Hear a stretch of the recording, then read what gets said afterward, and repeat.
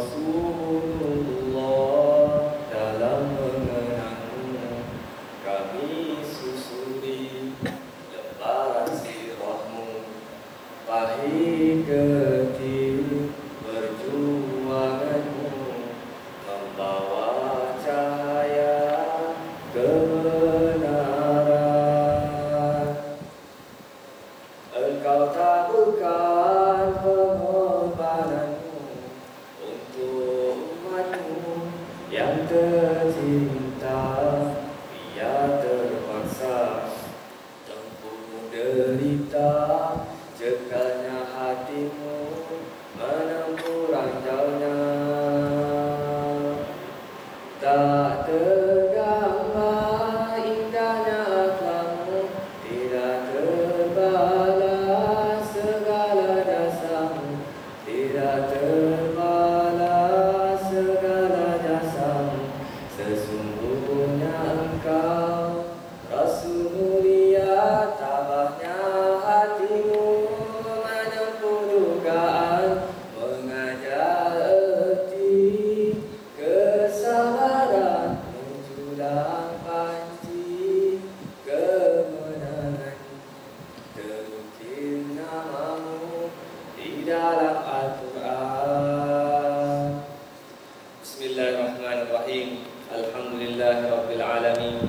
Wassalatu wassalamu ala asyrafil anbiya wal mursalin wa ala alihi wa sahbihi ajma'in.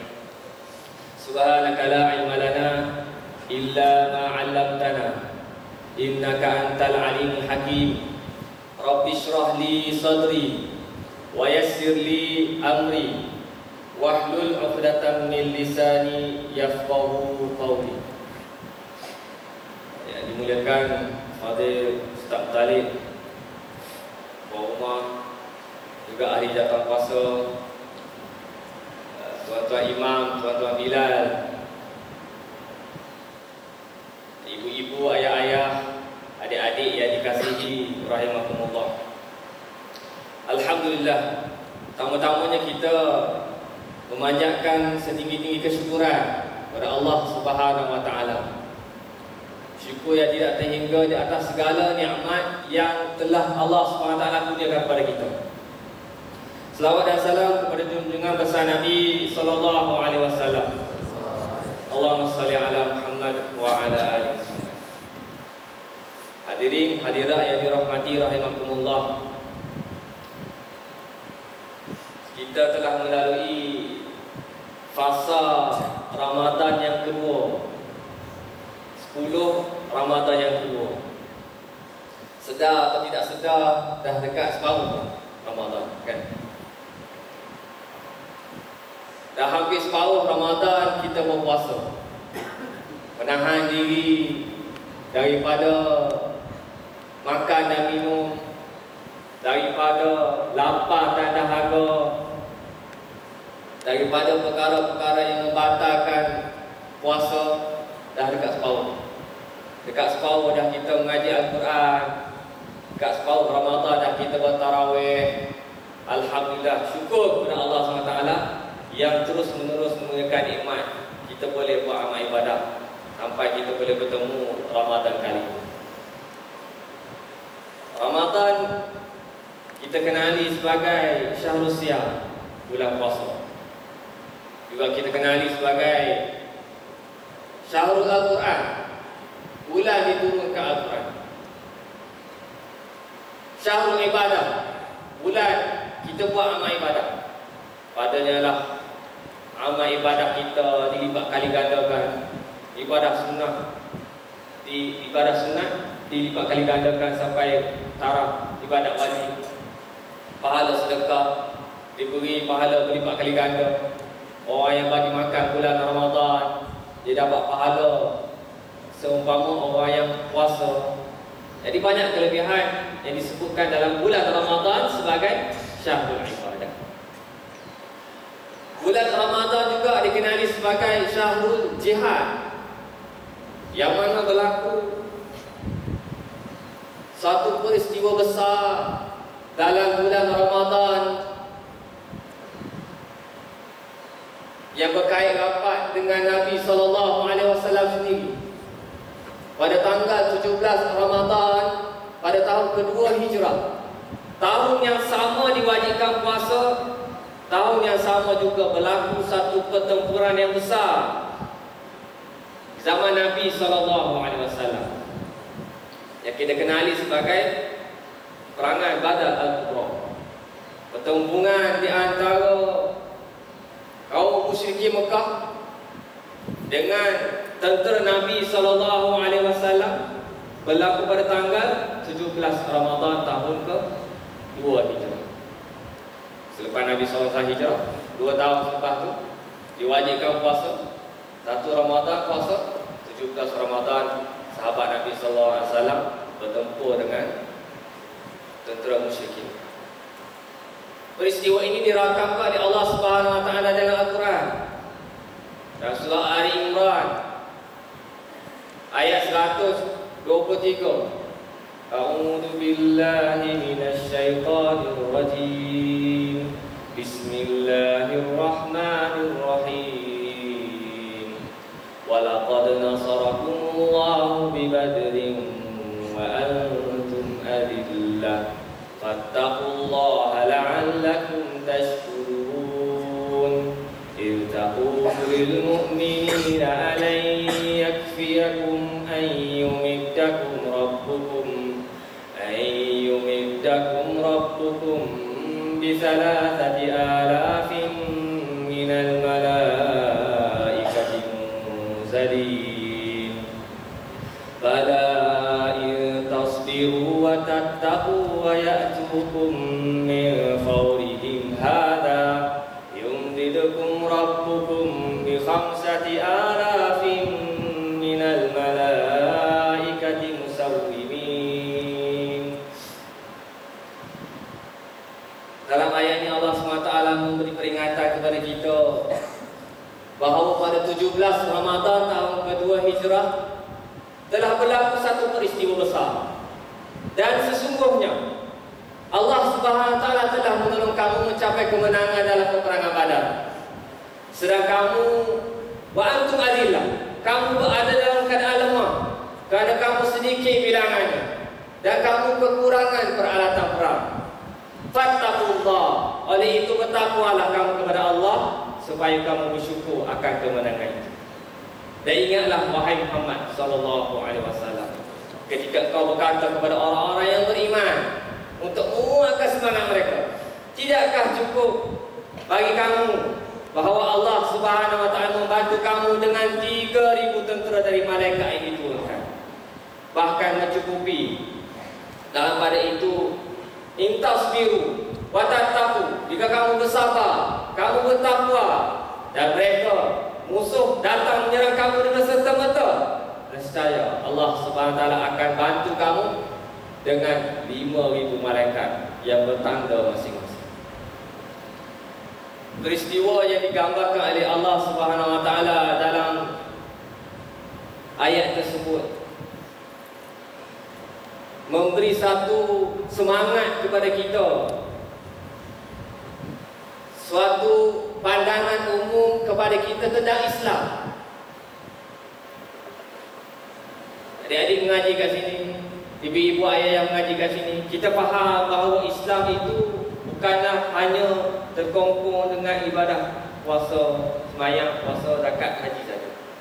Bahkan Islam itu adalah suatu konsep yang menyeluruh, yang mana bila kita semua dah faham ni, kita kena sampaikan kepada masyarakat. Kerana bukan semua masyarakat faham Islam seperti mana kita faham.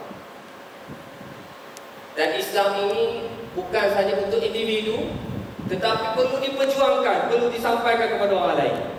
Islam ini hanya bukan untuk kita amalkan untuk diri kita saja, untuk keluarga kita sahaja, tapi perlu disampaikan kepada orang lain sebagaimana yang ditunjukkan oleh Nabi SAW. Nabi SAW melaksanakan satu ibadah disebut ibadah jihad fi sabilillah dalam bulan Ramadan al-Mubarak. Untuk satu perkongsian, cerita perang Badar ni panjang kan, beberapa hari berlaku. Tapi kita boleh ambil sedikit cerita dalam peperangan Badar. Mungkin ada kait dengan kita anak-anak muda. Abu Jahal kan Abu Jahal. Abu Jahal ni dia banyak menentang perjuangan Nabi SAW. Abu Lahab kan Abu Lahab. Pun sama juga perangai. Ada dalam peristiwa bulan Pada Abu Bakar ni ada cerita tentang Abu Jahal. Abu Lahab dia tak pergi perang. Dia tak pergi ikut perang Badar, dia tak pergi.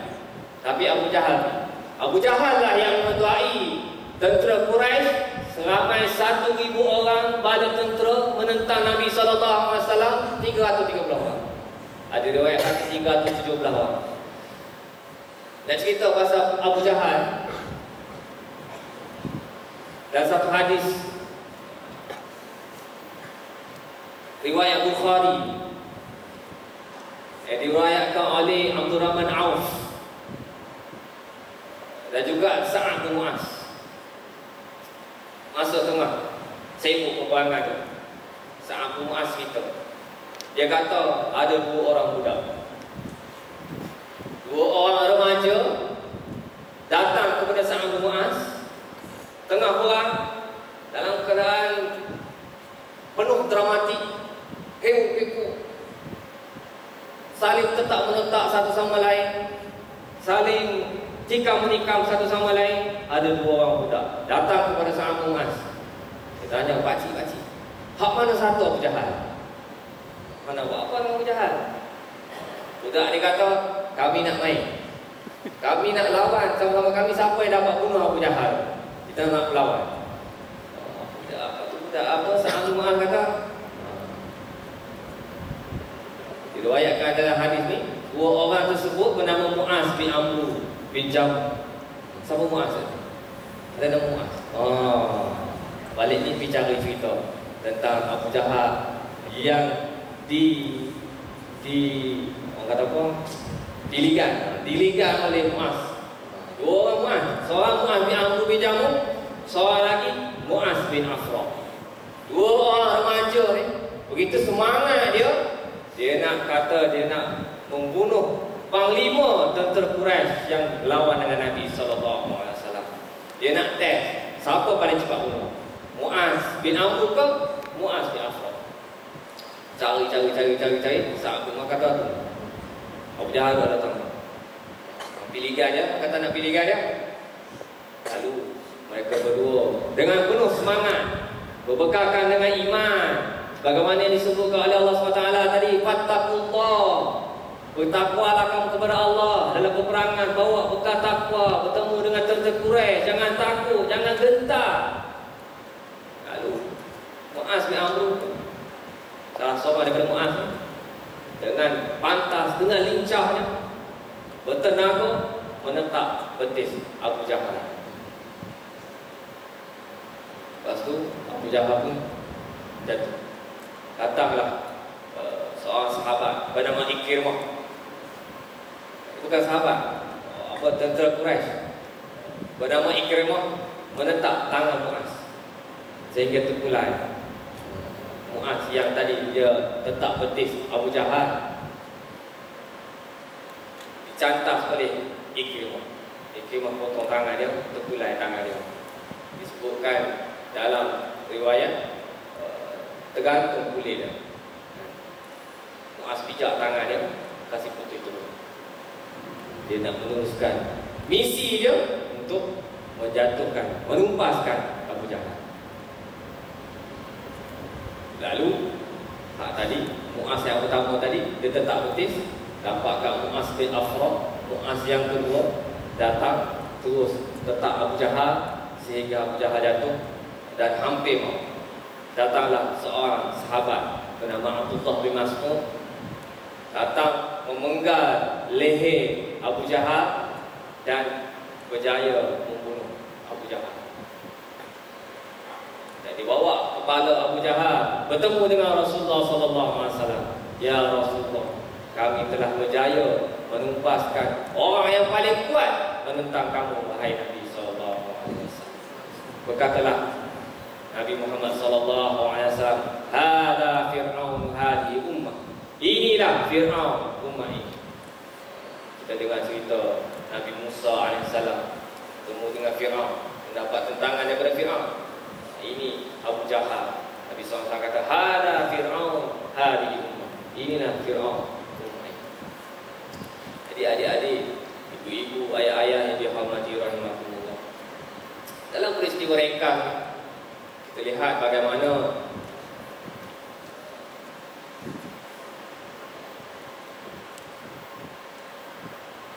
atas dasar keimanan kepada Allah Subhanahu wa taala, sifat keberanian orang muda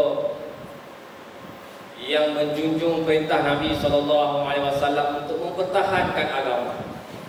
Kita berada dalam suasana agama kita dihina, agama kita dicerca, agama kita dipandang rendah, agama tidak dipedulikan oleh masyarakat. Maka kita berperanan dalam suasana kita, dalam keadaan aman, kita menggunakan suasana aman ini untuk memperjuangkan Islam, untuk menyampaikan Islam kepada masyarakat. Terutama kita anak-anak muda, adik-adik yang diberikan ilmu oleh Allah SWT. Maka ilmu itu bukan hanya untuk diri kita, tetapi untuk kita manfaat kepada masyarakat luar. Untuk kita sama-sama memperjuangkan Islam, melibatkan diri dalam jemaah Islam, memberikan sumbangan bakti. Sebagaimana kita lihat contoh dua orang anak muda ini, dia punya cita-cita tinggi.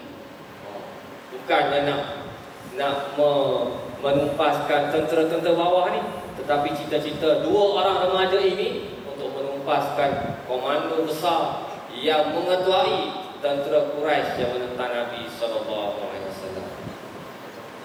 Jadi kita banyakkan membaca, mendengar cerita, belajar tentang sirah Nabi SAW yang memberi semangat kepada kita, yang memberikan panduan kepada kita dalam kita menghadapi kehidupan dunia yang sementara.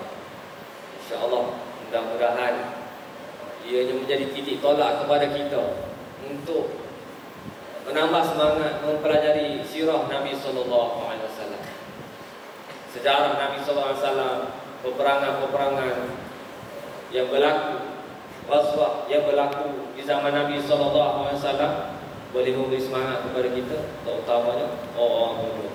Macam mana kita nak berhadapan dengan musuh-musuh Islam, dan kita macam mana kita nak berdakwah kepada masyarakat umum. Semua diajar oleh Nabi SAW. Laqad kana lakum fi Rasulillahi uswatun hasanah liman kana yarjullaha wal yawmal akhir.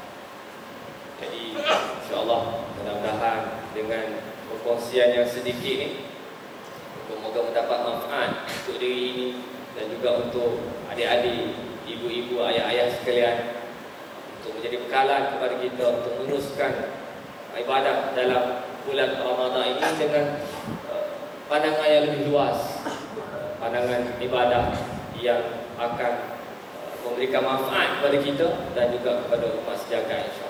Aku qawli hadza wa astaghfirullahal azim li wa lakum. Wabillahi taufiq wal hidayah. Wassalamualaikum warahmatullahi wabarakatuh.